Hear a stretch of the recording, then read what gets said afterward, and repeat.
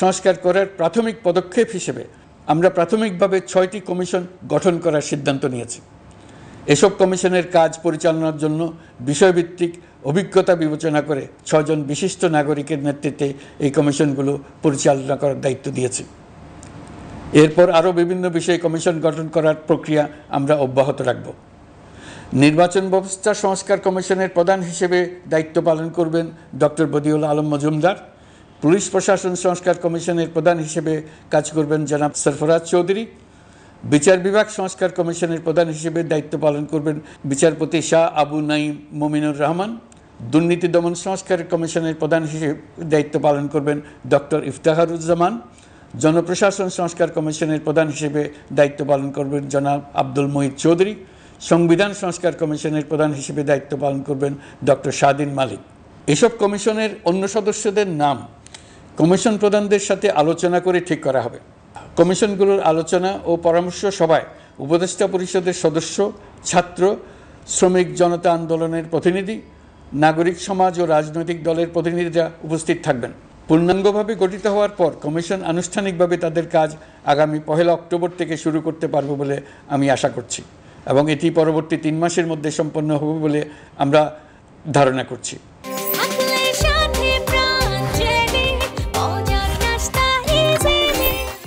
কমিশনের রিপোর্টের ভিত্তিতে সরকার পরবর্তী পর্যায়ে প্রধান রাজনৈতিক দলগুলোর সাথে পরামর্শ সভার আয়োজন করবে।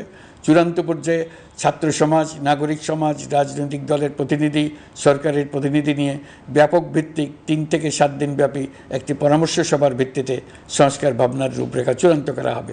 এতে এই রূপরেখা কীভাবে বাস্তবায়ন হবে তার একটি ধারণাও দেওয়া হবে। এই আয়োজন জুলাই গণ অভ্যুত্থানের বার্তা বাস্তবায়ন ও রাষ্ট্র পুনর্নির্মাণ তাগিদের ঐক্যবন্ধনে গোটা জাতিকে শক্তিশালী ও আশাবাদী করে তুলবে বলে আমাদের বিশ্বাস। প্রিয় দেশবাসী, আমাদের সামনে অনেক কাজ। সবাই মিলে একই লক্ষ্যে আমরা অগ্রসর হতে চাই।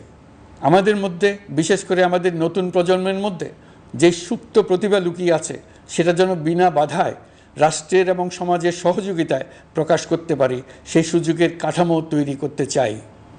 সকলে মিলে আমাদের পরিবারের প্রতিটি সদস্যকে, সে ঝাড়ুদার হোক, ছাত্র হোক, শিক্ষক হোক, যে কোনো ধর্মের হোক, সবার সমান অধিকার নিশ্চিত করতে চাই। এই হলো আমাদের সংস্কারের মূল লক্ষ্য।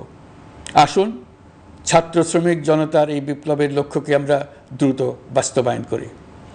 আমাদের প্রথম মাসে আমরা যেই গতিতে, যে উদ্যম নিয়ে কাজ এগিয়ে নিয়ে যাওয়ার কথা চিন্তা করেছিলাম সেটা হয়তো করতে পারিনি বাস্তব অবস্থার পরিপ্রেক্ষিতে।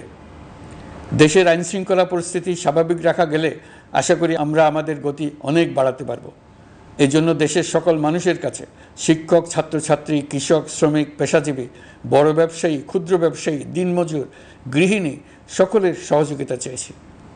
আমাদের কাজ বড় কঠিন, কিন্তু জাতি হিসেবে এবার ব্যর্থ হওয়ার কোনো অবকাশ আমাদের নেই। আমাদেরকে সফল হতেই হবে। এই সাফল্য আপনাদের কারণেই আসবে, আপনার সহযোগিতার কারণেই আসবে। আমাদের কাজ হবে আপনার আমার স্বপ্নকে বাস্তবে রূপায়িত করা। এখন আমরা আমাদের 2য় মাস শুরু করছি। আমাদের 2য় মাসে যেন আপনাদের মনে দৃঢ় আস্থা সৃষ্টি করতে পারি, সেই চেষ্টা করে যাব। ধৈর্য ধরুন, এই কথাটি আমি মোটেই আপনাদের বলবো না। আমরা সবাই অধৈর্য হয়ে পড়েছি। এত সব কাজ কখন যে শেষ হবে এটা চিন্তা করে আমরা অধৈর্য হব, কেন হব না? কিন্তু সঠিকভাবে কাজ করব, কাজে কোনো অধৈর্যের চিহ্ন রাখব না।